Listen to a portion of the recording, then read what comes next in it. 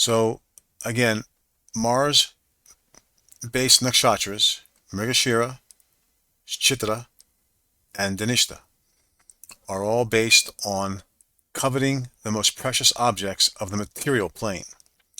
Mrigashira covets youth and the juices of ripened fruit, and that's youth. They covet this on account of the body. Another way of looking at it is this Mrigashira is you in the social world conforming to social norms because you have no will of your own here. This is you exploring the world through other people without knowing who you are. And this is actually where Orion is. So this is the first of the three different number 5 Mars-based nakshatras. Number 2 is Chitra, and Chitra is about you coveting rare and most precious objects of geometric beauty, as in gemstones and facial features of others, beauty. It says precious objects of geometric beauty. It can be math as well. It could be geometry, but it could also be looking at beautiful things in nature, but also man-made as well. From dresses to jewelry, anything that has to do with expressing yourself, applying it to your body as additions to your body. This is Chitra.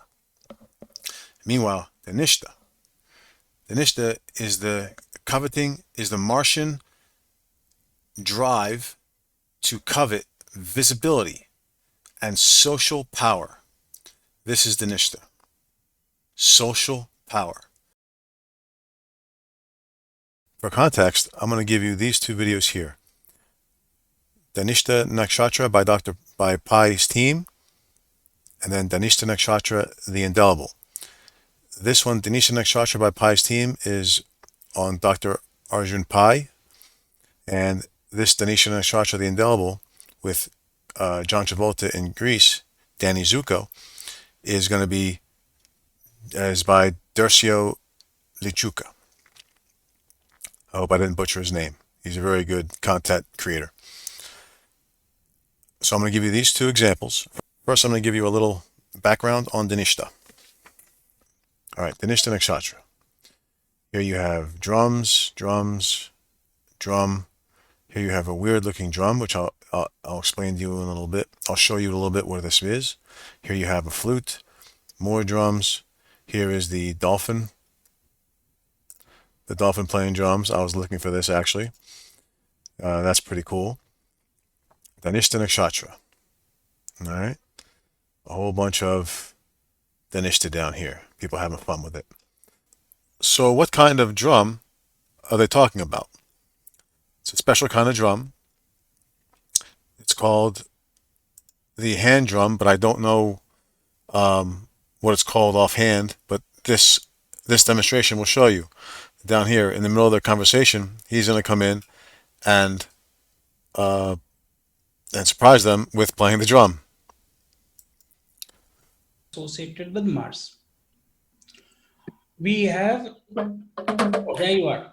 You talk about the Damru, and our Damru Baba has come. That's the Damru. That's the hand drum. You can see here. Okay. He's trying to. So that's the Damru. And from the Damru, they say all the grammar and the sounds through what he generated, all the grammar came out, or all the syllables came out. The Sanskrit syllables have It looks come like, out. the conical time. If you see in relativity, it looks like this is the present moment. Yeah. This is past. This is the future, and the conical time shape. The space-time diagram, the Minkowski space-time diagram looks like all similar to the shape of Damru. Yeah. Dangru is the drum. Thank you. Thank you, Dr. Sandhip Kristan. Thank you, sir. But Dhanishta Nakshatra is a very serious nakshatra. Dhanishta Nakshatra. How serious is this?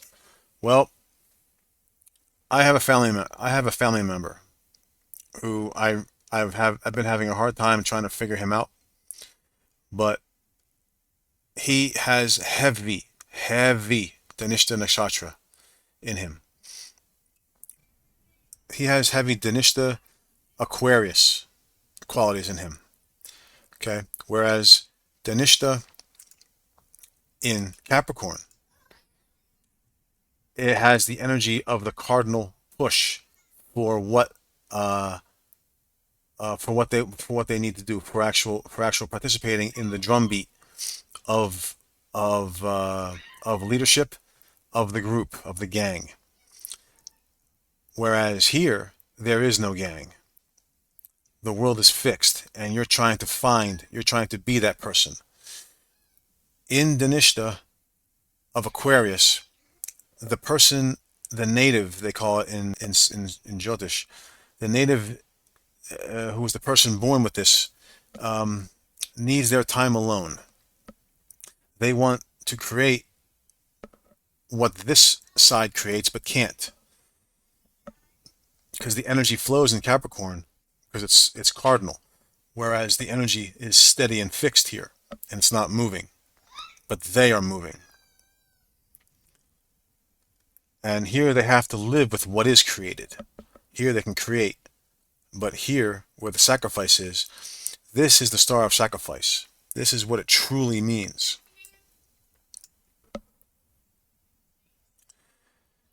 Here they are tormented souls because they cannot create anything. Right where Earth is, in accordance to Mars, where this nakshatra is ruled by. They feel trapped here in the human condition, spending their lives in suffering torment as if they don't want their life.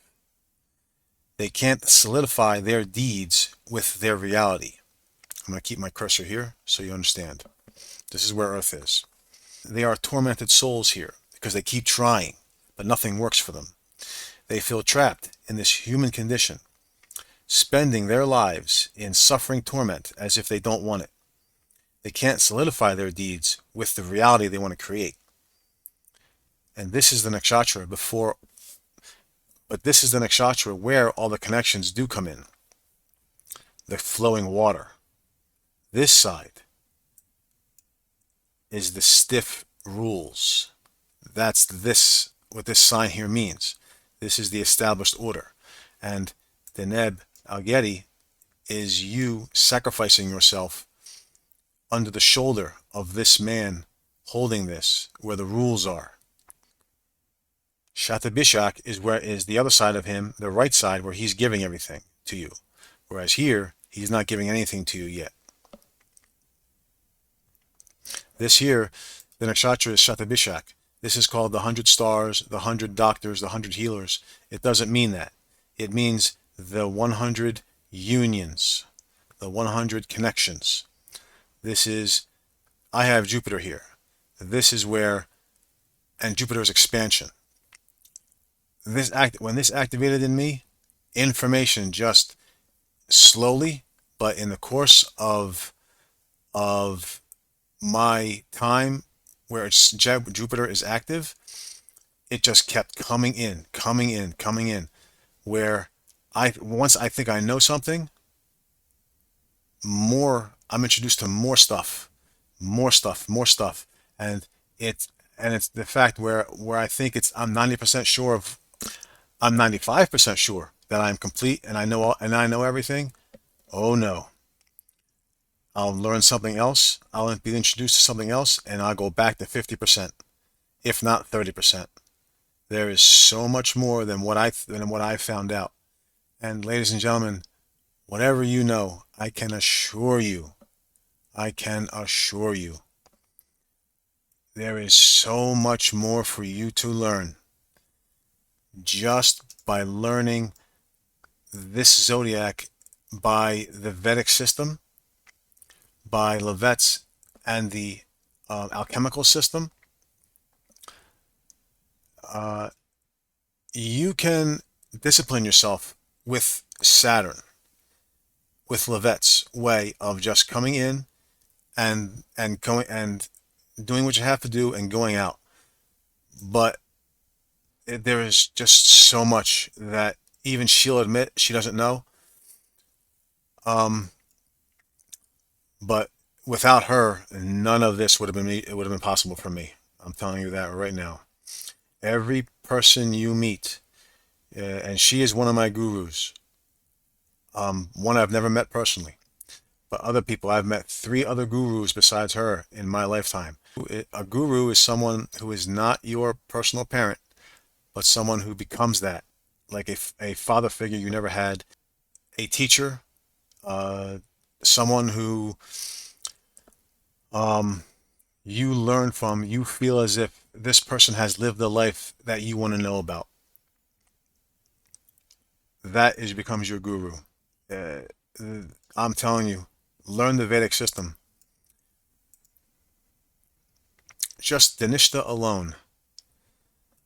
This group here, Dhanishta, the Pi Team on Dr. Arjun Pai's astrology channel. I learned so much listening about Dhanishta Shastra from this group. It basically described my relative who has these problems to a T. This is not only astrological, this is psychological. This group plus Viktakara, I'm telling you, with Vedic astrology, you will learn. It doesn't show you everything. It's not the Babylonian system. It's not the Egyptian system. It is not the solar, the tropical system. It is something. It is so, and it's not Saturn-based like Levet has, the alchemical system. And it's not the Jupiterian system, which the Chinese have. So there's a lot out there. But through Vedic astrology, Vedic astrology shows you the fractal. Vedic astrology shows you the fractal. Especially when you add the 28th nakshatra. Okay? This shows you the cycle. This shows you, once you realize that it can be, this is not a circle. This is a corkscrew coming at you or descending away from you. It can go in either direction. This here is the wheel pushing it. This is the victory.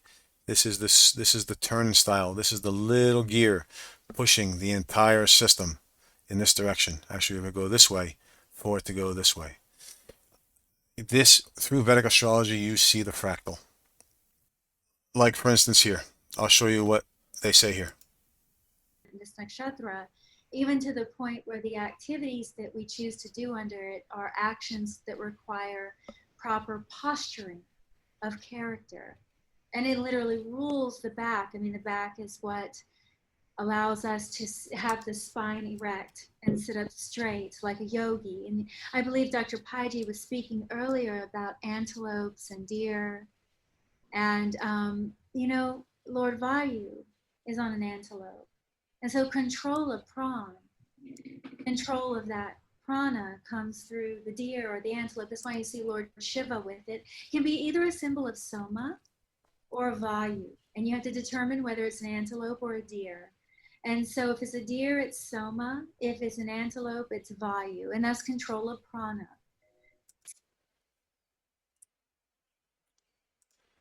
The erect back, the straight back, the straight neck of the goose in flight, as compared to the bent neck of the swan when on the ground,